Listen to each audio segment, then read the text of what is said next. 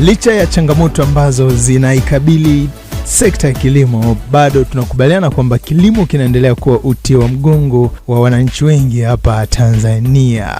Je, unasemaje? Leo imepita maeneo mbalimbali kwa lengo la kujifunza kutoka kwa wakulima, na leo tunahoji unasemaje kuhusu matumizi ya mbolea za maji kwenye mazao mbalimbali. Unasemaje kuhusu matumizi ya mbolea za maji ambazo zimeshika kasi katika baadhi ya maeneo hapa nchini Tanzania? Baadhi ya wakulima watatupa ushuhuda namna ambavyo wamejaribu na kupata matokeo, na wao wana cha kusema kutoka Chato, Geita, kutoka Itigi pale Singida, na kutoka maeneo mengine ambayo unaweza kaniambia kwenye mitandao ya kijamii ya Radio Free Africa ama @Dennis Mwasalanga. Kipindi kinaandaliwa kati yangu Dennis pamoja na mwenzangu Froza Mhando. Kwa majina ninaitwa Omari Mkwema. Somo kubwa la kujifunza kutoka kwa ndugu Mkwema ni dunia inakabiliwa na mabadiliko ya tabia nchi ambayo yameathiri kwa kiwango kikubwa kilimo. Sasa tunajifunza mambo mawili makubwa. Je, tunatumiaje kilimo cha umwagiliaji, lakini vile vile tunatumiaje teknolojia? Zamani kulikuwa na mbolea za aina nyingi, hata leo hivi kuna mbolea za aina nyingi, lakini tunataka tusikie kwa ndugu Mkwema. Yeye anafanya kilimo cha umwagiliaji, lakini pia amejaribu mbolea za maji. Ndugu Mkwema. Mimi ni mkulima wa zao la mpunga. Inatokea wilaya ya Chato, mkoa wa Geita, kijiji cha Kaumo, kitongoji cha Mtakuja.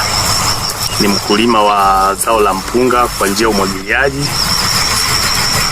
Huu mpunga unaonekana hapa nimeupanda toka Januari, ndo nilifanya huu mradi, lakini kiukweli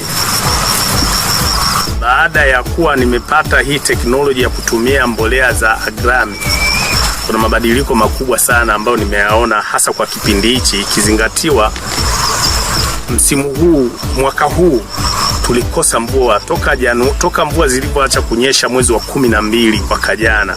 Sisi katika wilaya yetu hii hatujapata mvua mpaka mwezi wa 3 mwishoni ndio tumeanza kupata mvua, ina maana mvua za masika. Kwa hiyo tulikuwa na kipindi kigumu sana kwenye maeneo yetu, hasa sisi ambao tulikuwa tuna mazao. Kwa hiyo japo tulikuwa tunatumia umwagiliaji, lakini hii mimea huwa kawaida inahitaji pia na ipate mvua ya juu ili kufanya vizuri.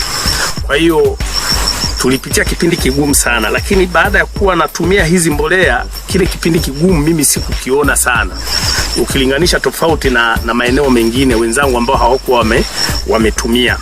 Kama mnavyoona sasa hivi hapa, mpunga unaonekana ni mzuri, yani kama haukutupitia wakati wa kiangazi kikubwa sana. Ndani ya miezi 3 hatujapata mvua kabisa. Kwa hiyo kuna utofauti mkubwa unapotumia mbolea hizi za Agrami na unapotumia hizi mbolea za kawaida tu. Kwa sababu miaka mingine tunapopata kiangazi kikubwa kama hichi kilichotupata, hauwezi kuwa na mpunga unaonekana kama mnavyoona kwa sasa. Hauwezi kabisa, lakini kwa hatua za awali naona kama kuna mabadiliko makubwa sana, kwa sababu nimepata changamoto ya kiangazi kikali, lakini bado mimi mazao yangu yanaonekana ni yenye ubora zaidi. Sasa kuna matokeo mengine tunayasubiria zaidi, kama uzito, unapata uzito mwingi. Kwa hiyo bado hivyo tunategemea kutokana na vile tunavyoona, tunategemea na venyewe tutavipata. Kwa hiyo kuna mafanikio makubwa sana katika tofauti na unapotumia mbolea za chumvi tu za kawaida. Wakulima wengine ambao mnafanya nao kilimo hapa karibu, bila shaka umepata nafasi hata ya kuongea nao, mtazamo wao ni nini sasa juu ya wewe unachokifanya tofauti na wao ambacho wamekuwa wakikifanya? Yani wenzangu wote wameona mimi nimefanya kitu cha maajabu. Kutokana wao mipunga mingi imekufa, au hata ile ambayo iliweza kuchipua haina kitu cha maana kilichokuwa ukilinganisha na huwa kwangu. Kwa hiyo wengi ni kuniuliza, bwana Mkwema, wewe umefanyaje, umetumia nini? Basi niliweza kuelekeza kama hii ni jeuri ya mbolea ya Agrami za kwa njia ya kimiminika, sio mbolea ya kuweka chini ardhini kwa kupuliza kwa majani.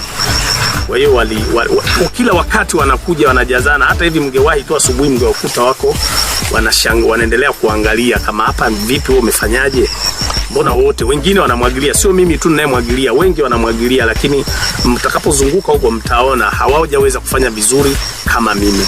Mimi nafahamu haya ni majaribio, na wewe wakulima huwa tunakuwa na tamaa fulani hivi kwamba hawa watu ndio wanafanya majaribio, lakini unatamani nini sasa kwenye kilimo cha mpunga?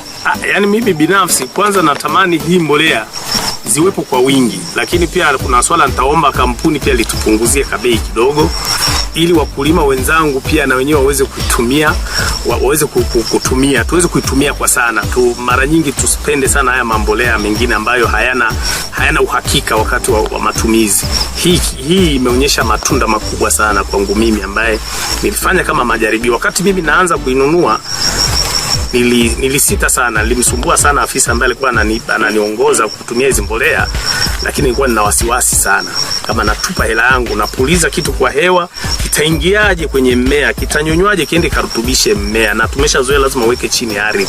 Lakini sasa najinasibu na furaha ya kuona kile nilichokiweka kwa njia kupuliza kwa bomba na upepo la maji, lakini bado kimeniletea matunda makubwa sana. Na naendelea kuwashauri wakulima wengine wanaoniona au wanaona hii shamba au wanaonisikia, na wale ambao walishaona shamba na ambao wanaonisikia, waweze kutumia hizi mbolea zetu za maji za Agrami, kwa sababu hizi mbolea zina matunda makubwa sana. Zipo semina elekezi ambazo hutolewa kwa wakulima.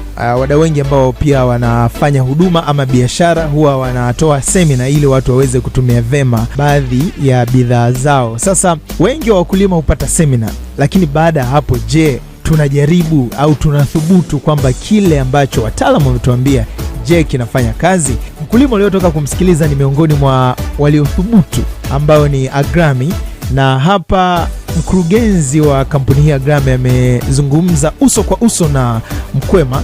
Jina langu naitwa Shabani Mgonja.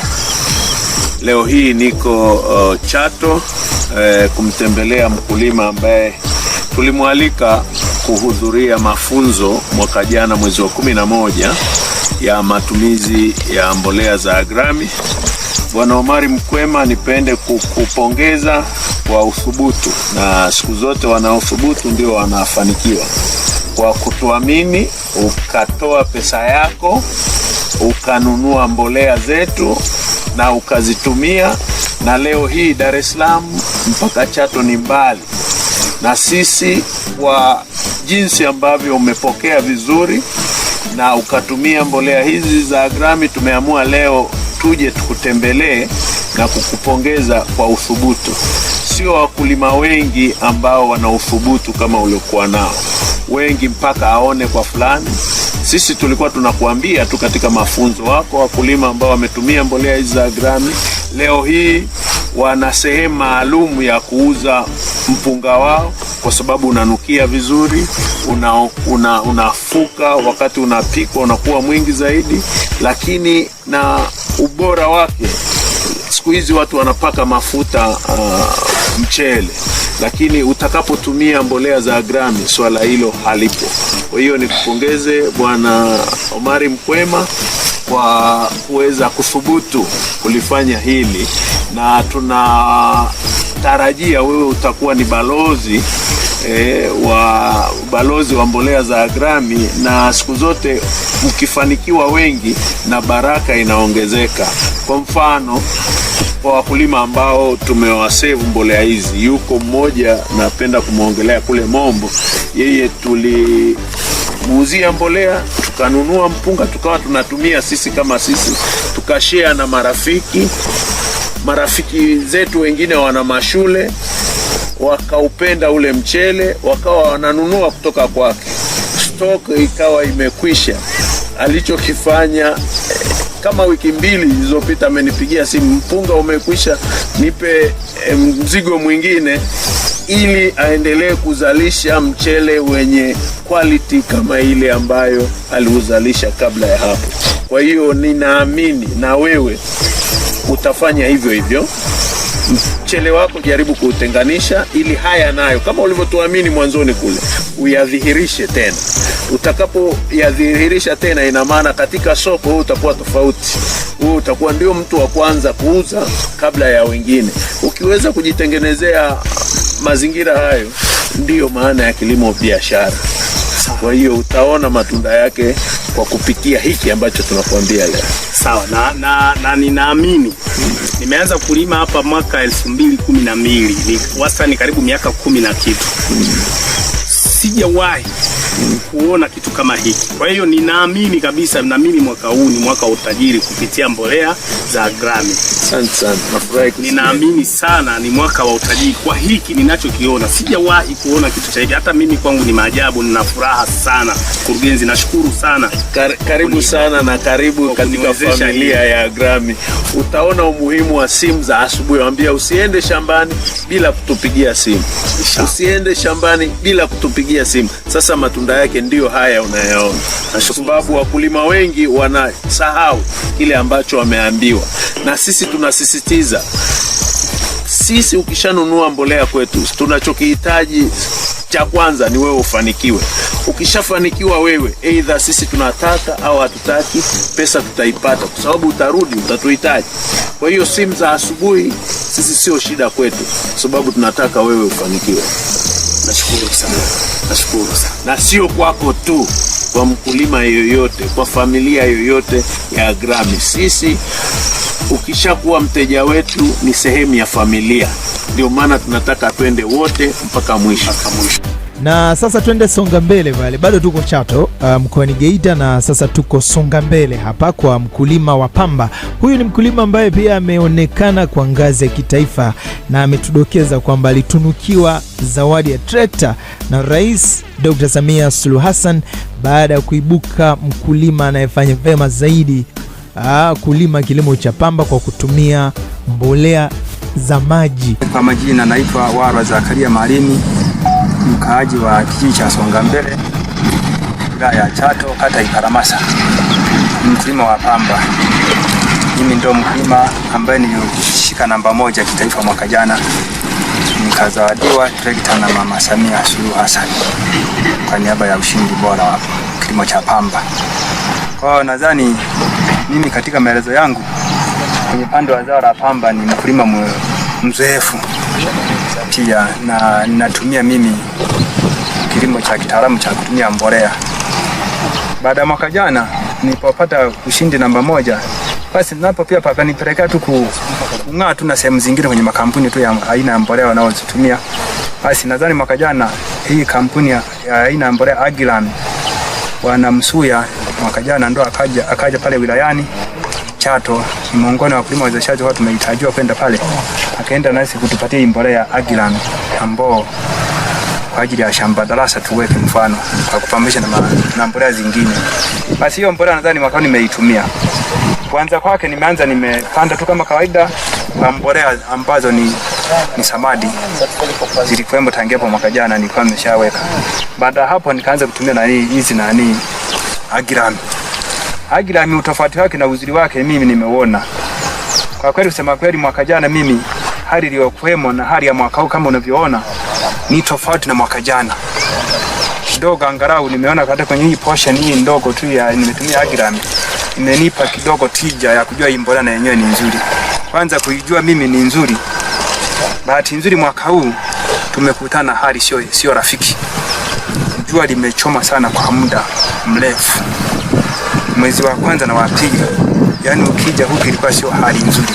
Ila mimi ilinipelekea kuonekana hapa pamba yangu utafika labda jua halichomi. Nadhani na kote mlikopita mmeona tu hali ya pamba ilivyo.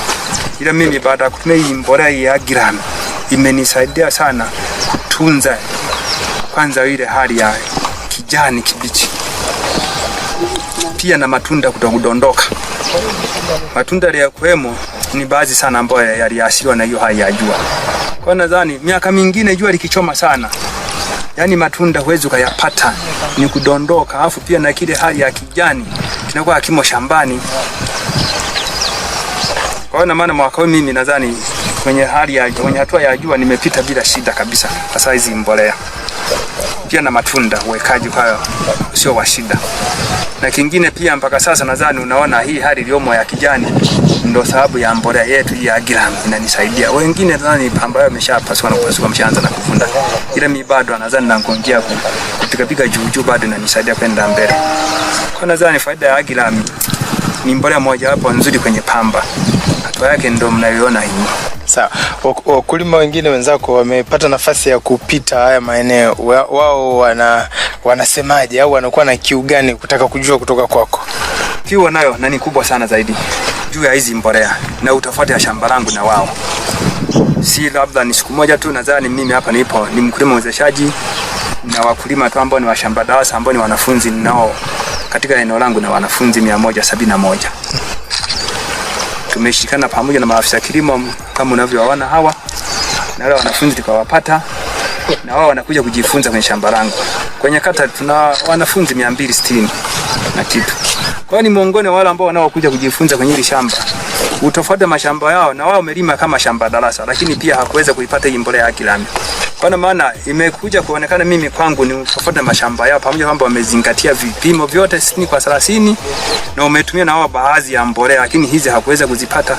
Kwa hali iliyopo hapa kwangu ni tofauti na wao, na ndio maana wao wanakuja kujifunza hapa, na wao wana hamu hizi mbolea kuzipata, na wengine hapa katikati wamenisumbua mna, kama ingekuwa uwezekano kuzipata kirahisi mbolea wengine wangezitumia. Sasa matumizi ya mbolea ni jambo moja, lakini kuzingatia kanuni zote za kilimo ni jambo lingine. Yaani unaweza kutumia mbolea iwe Agram iwe nyingine, lakini kuzingatia yale mahitaji halisi ya kilimo kama ambavyo wanasisitiza maafisa ugani ni jambo la msingi. Na huyu hapa ni Samuel Mdidi, yeye ni mkaguzi bodi ya pamba Chato. Anawasihi wakulima kuzingatia zile kanuni, hasa kwenye kilimo cha pamba ambacho yeye zaidi anasimamia bodi ya pamba, kuzingatia kwa mfano kukatia wenyewe wanajua wataalamu wa pamba. Ni vema kuzingatia ili kuweza kupata matokeo bora zaidi ya kilimo ambacho wanakifanya. Huyu hapa ndugu Samuel Mdidi. Mbolea inaenda kuleta chakula kwa nini? Kwenye mmea. Au inaleta virutubisho kwenye nini? Kwenye mmea. Unapoacha mmea uendelee kupanda juu, ina maana vile virutubisho vinaweza kutumika pasipohitajika. Tunaposema unakata pale juu, unaozuia mmea usifanyaje? Usiende juu. Na matokeo yake unachokifanya unatoa maelekezo kwenye mmea. Unajua mmea unaongea kama alivyosema bosi. Unatoa maelekezo kwenye mmea, hiki chakula chetu tunachokipata, usihangaike kwenda kutafuta watoto wengine. Chakula hiki nenda karutubisha watoto waliokuwa nao. Ina maana kwenda kurutubisha nini? Matunda. Kwenda kurutubisha nini? Mbegu. Bosi wangu, katika tafiti ambazo zimefanyika, kale katumba kamoja kakipasua kanakuwa na uzito wa gramu 3. Kale kitumba kimoja. Sasa kwa hawa ambao wametumia mbolea peke yake, tunaweza tukafuatilia mpaka mwisho wa siku. Ile upasua tupime tutapata gramu ngapi. Hiyo tunaweza tukafanya katika msimu huu. Kuna hii mbolea ambayo ilikuwa na virutubisho kadhaa, lakini pia na utibu maji. Mimi niliona. Nakumbuka nilikuwa na mafunzo pale Lemela. Kuna kulima mwezeshaji wangu mmoja, lakini pia alichukua mbolea nani kifaa hii mbolea aitoa shule pale. Tunaleta sumu hapa za kuua wadudu. Chato analalamika hayui. Ukienda Songa Mbele wanaitaka hiyo sumu.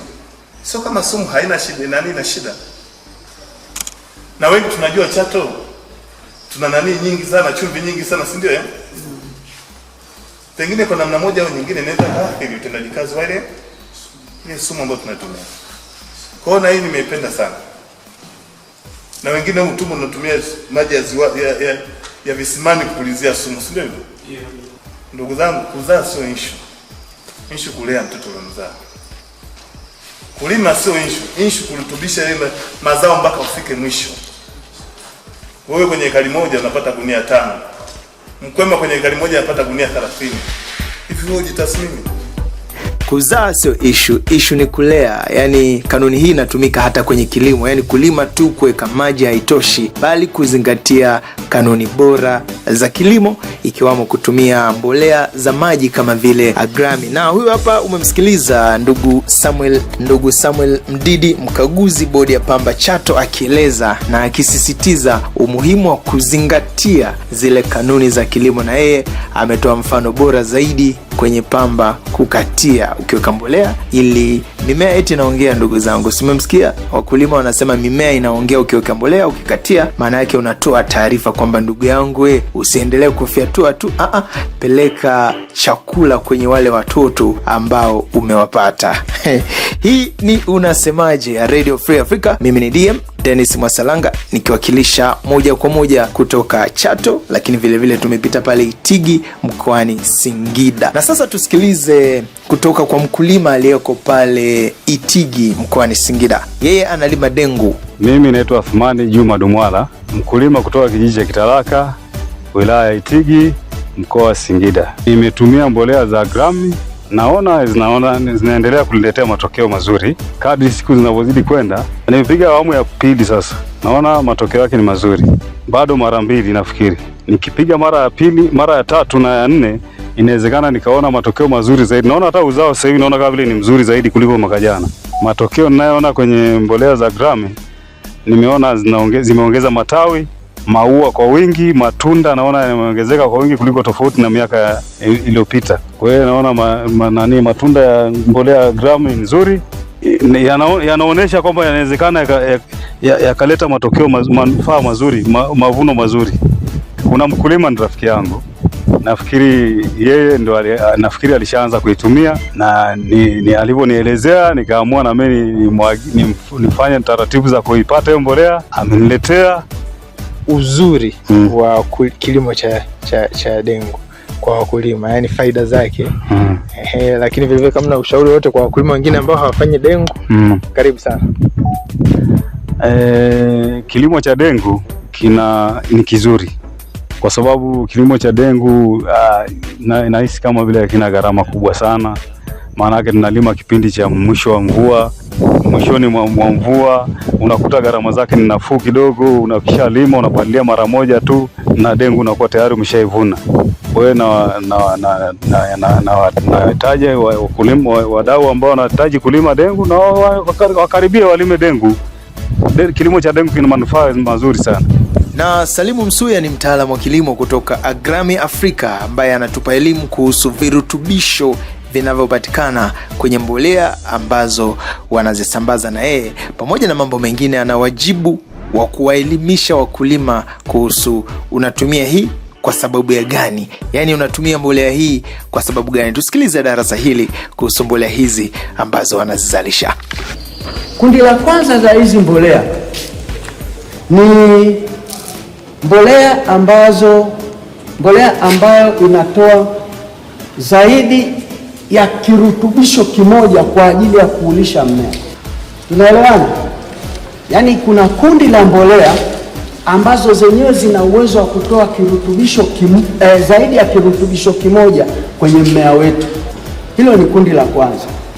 Kundi la pili ni kundi la mbolea ambazo zinatoa kirutubisho kimoja tu, si zaidi ya hapo. Yaani hicho unapeleka kwenye ule mmea, kwa maana ni matakwa sahihi ya ule mmea. Kwa unaweza usitumie kwenye mmea mwingine ukaenda kwenye zao lile ambalo lina uhitaji wa hicho kirutubisho kwa wakati huo. Ndio maana nilisema pia kupima afya ya udongo ni muhimu. Kwa tunazo mbolea za aina hiyo. Ni kundi la pili hilo. Kundi la tatu ni kundi ambalo pamoja na kutoa kirutubisho zaidi ya kimoja, lakini bado kundi hili lina tibu maji ambayo tunayatumia kwa ajili ya kupulizia viuatilifu au mbolea. Nitaeleza nini maana ya kutibu maji. Sawa sawa? Hilo ni kundi la ngapi? La tatu. Na mwisho ni kundi la nne. Kundi la nne ni kundi ambalo lenyewe lina uwezo wa kutoa kirutubisho kimoja au zaidi pia, lakini linafanya tiba kwenye mimea, na kundi hili limetengenezwa kwa teknolojia ya nano. Leo tunaelewana? Makundi mangapi? Ahadi yangu kwako msikilizaji ni kwamba darasa hili litaendelea. Kwa leo tunaweka koma tu, ila tutaendelea. Tumekunyunyizia tu maarifa kidogo kuhusu mbolea za maji za Agrami Afrika, na mwasikiliza baadhi ya wakulima ambao wamepata semina na kujaribu na wametupa matokeo ambayo wameyapata. Sisi tunasema kilimo kitaendelea kuwa endelevu, na elimu kuhusu kilimo hapa RFA itaendelea kukufikia. Endelea kusikiliza RFA. Kwa niaba wote waliofanikisha kipindi cha leo, mimi ni DM Dennis Mwasalanga. Je, unasemaje? Waandaliwa pia na mwenzangu Froza Mhando. Tunakutakia usiku mwema.